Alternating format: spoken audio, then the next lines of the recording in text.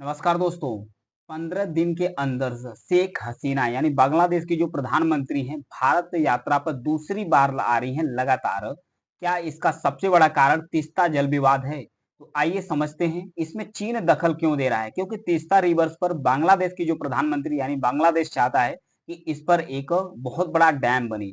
इस डैम पर इन्वेस्ट करना चाहता है चाइना, लेकिन भारत ऐसा नहीं चाहता है। भारत नहीं चाहता है कि भारत के करीब चाइना कभी भी उसके इर्द-गिर्द या उसके पास आए, इसलिए भारत इस प्रोजेक्ट के लिए नहीं चाहता है। ये 15 दिन की जो यात्रा 15 दिन के अंदर दूसरी बार जो यात्रा है प्रधानमंत्री शेख हसीना की, इसके बारे में समझते हैं और जो तीस्ता जल विवाद है इसके बारे में भी जानने की कोशिश करते हैं। आइए समझते हैं। बांग्लादेश की जो प्रधानमंत्री हैं शेख हसीना 15 दिन के भीतर दूसरी बार भारत यात्रा पर आई है। पहली बार इन्हें बुलाया गया था जब प्रधानमंत्री तीसरी बार जब पीएम मोदी तीसरी बार शपथ ले रहे थे प्रधानमंत्री पद की भारत के अंदर, तब इन्हें इनवाइट किया गया था।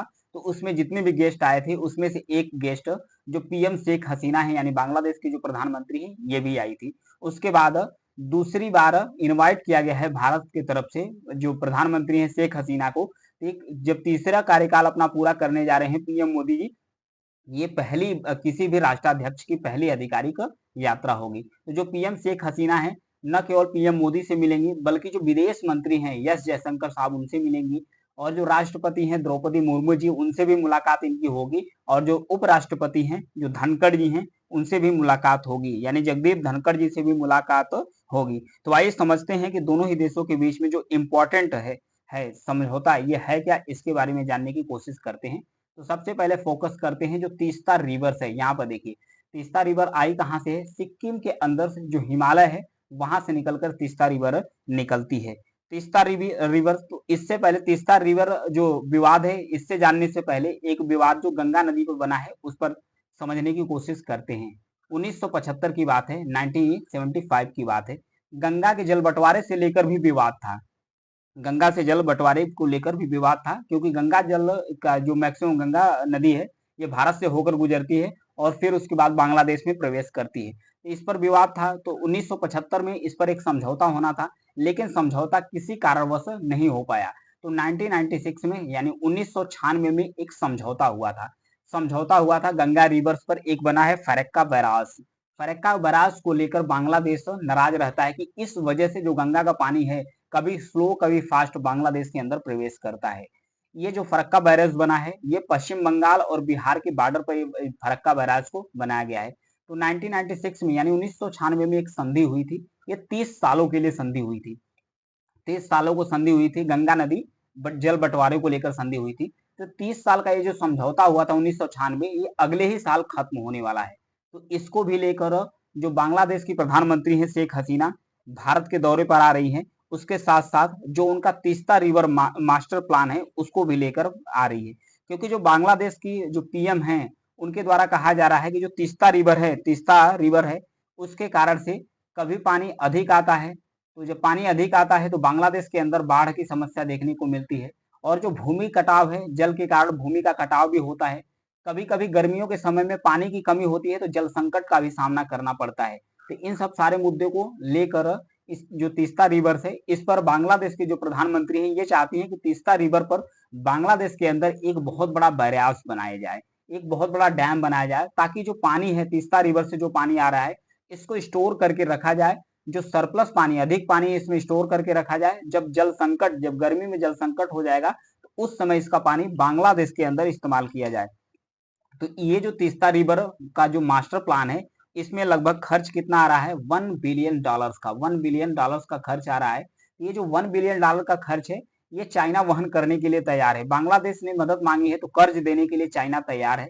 चाइना कह रहा है कि मैं $1 बिलियन का ये कर्ज देने के लिए तैयार हूँ, सस्ते रेट पर कर्ज देने के लिए तैयार हूँ। ये समझौता हो गया है, लेकिन भारत नहीं चाहता है कि चाइना इसमें फंसे, क्योंकि चाइना जब इन्वेस्ट करता है, चाइना जब किसी भी देश में इन्वेस्ट करता है तो चाइना की जो सरकारी कंपनी है वो काम करने के लिए चली जाती है। जब चाइना की सरकारी कंपनी यहाँ पर तीस्ता रिवर का जो मास्टर प्लान है यहाँ पर काम करने के लिए चला आएगा, तो जो तीस्ता रिवर है जाहिर सी बात है ये सिक्किम से होकर गुजरती है। सिक्किम से होकर गुजरती है तो यहीं पर भारत और भूटान चाइना का जो ट्राई जैक्सन है, यानी कि जो ट्राई जैक्सन वाला इलाका है, जो डोकलाम वाला इलाका है वो यहाँ पर लोकेट करता है, वो यहाँ पर लोकेट करता है। इसलिए भारत नहीं चाहेगा कि भारत का जो विवादित एरिया है वहां पर जो चाइना है उसकी नजर पहुंच जाए।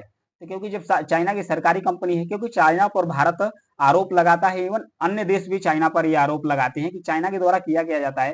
जैसे चाइना की जो सरकारी कंपनी है, अगर तीस्ता रिवर का जो मास्टर प्लान है अगर इस पर काम करती है, इस पर काम करने के लिए जो सरकारी कंपनी है वो जल संबंधित, जल ग्रहण संबंधित, जल से संबंधित जो जो भी डेटा होगा ये चाइना को आसानी से लीक कर देगा।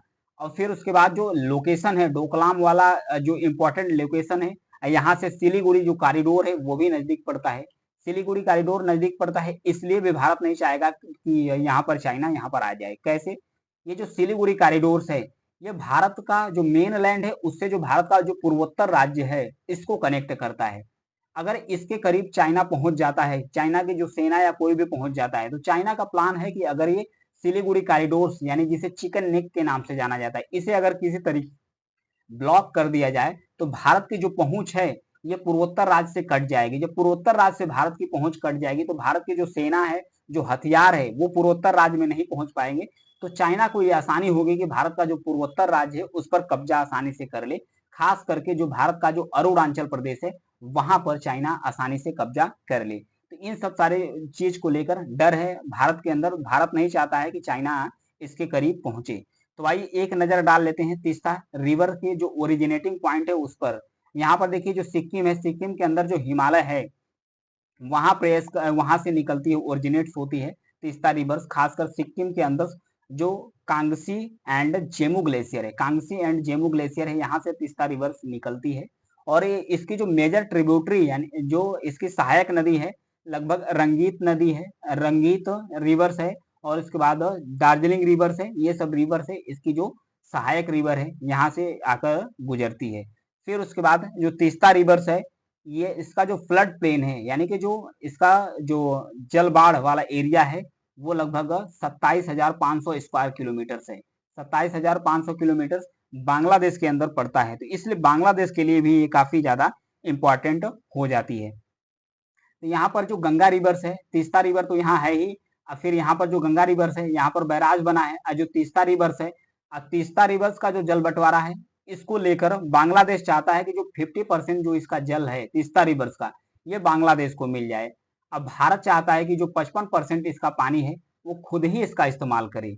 जब बात आती है, एक बार प्लान हो भी गया था बात करने के लिए तीस्ता रिवर्स पर, तो जो पश्चिम बंगाल के मुख्यमंत्री हैं ममता बनर्जी, इनके द्वारा कहा गया कि जो पश्चिम बंगाल है अगर ये बैराज बना लिया जाता है बांग्लादेश के अंदर, 50% पानी इसका बांग्लादेश यूज कर लेगा, तो जो पश्चिम बंगाल का इलाका है, पश्चिम बंगाल का इलाका है ये सूखाग्रस्त हो जाएगा, यहाँ पर जल की कमी हो जाएगी। तो यही रीजन है कि जो बांग्लादेश की मुख्यमंत्री है ममता बनर्जी ये इस समझौते को लेकर कभी तैयार नहीं होती है। तो इन्हीं विवाद को लेकर ये प्रोजेक्ट जो तीस्ता रिवर का जो मास्टर प्लान है ये कंप्लीट नहीं हो पाता है।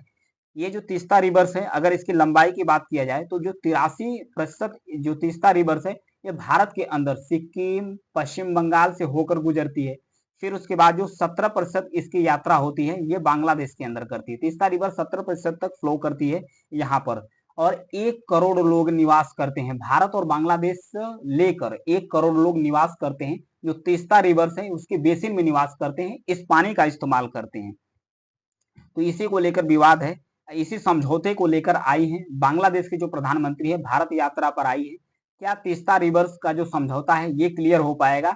क्या पश्चिम बंगाल की जो मुख्यमंत्री है ममता बनर्जी इस प्रोजेक्ट को मानने के लिए तैयार हो जाएगी? और जो फरक्का बैरेज का जो समझौता हुआ था 30 सालों के लिए, अगले साल खत्म होने वाला है, तो ये भी रिन्यूअल कराने की बात चल रही है। साथ ही साथ सबसे बड़ी बात यही है सुरक्षा को लेकर, क्योंकि तीस्ता रिवर्स का जो मास्टर प्लान है इसमें इन्वेस्टमेंट तो चाइना के द्वारा किया जा रहा है। अगर चाइना की सरकारी कंपनी ले लेती है तो भारत को डर है कि कहीं चाइना की जो सरकारी कंपनी है ये जो इसका लोकेशन है और जो डेटा है जल से संबंधित ये चाइना को शेयर करेगा, तो चाइना इसका गलत फायदा उठाएगा, इसका इस्तेमाल भारत के खिलाफ कर सकता है। और खासकर जो ट्राई जंक्शन है, जो चिकन नेक कॉरिडोर से, इसको लेकर भारत काफी अलर्ट है। भारत चाहेगा कि जो बांग्लादेश के प्रधानमंत्री हैं वो इस तीस्ता रिवर प्लान के लिए, तीस्ता रिवर का जो मास्टर प्लान उनका बन रहा है इसमें जो इन्वेस्टमेंट चाइना के द्वारा किया जा रहा है, भारत चाहेगा कि चाइना इसमें इन्वेस्टमेंट ना करे, वो भारत ही दे। अगर ये प्लान भारत को मिल जाता है तो अगर भारत इसमें इन्वेस्ट करता है तो भारत इस प्लान के लिए राजी हो सकता है। तो तीस्ता रिवर्स जो का मास्टर प्लान है, बांग्लादेश के जो प्रधानमंत्री है उसे चाहिए, उन्हें चाहिए सस्ते रेट पर कर्ज। अगर चाइना से मिले तो ठीक, चाइना से नहीं मिल पाता है तो भारत से मिले तो भी ठीक। अगर भारत इसमें इन्वेस्टमेंट करने के लिए तैयार होता है तो जो तीस्ता रिवर्स प्लान है ये भी कंप्लीट हो जाएगा और जो बांग्लादेश की प्रधानमंत्री है उनकी यात्रा भी सफल हो जाएगी। चाइना भी भारत का जो चिकन नोट कॉरिडोर हो गया, तीस्ता रिवर्स हो गया, इससे काफी दूर हो जाएगा। तो देखिए क्या समझौता होता है, 1-2 दिन में इसका रिजल्ट निकल जाएगा। तो ये था न्यूज से संबंधित एनालिसिस। Thank you.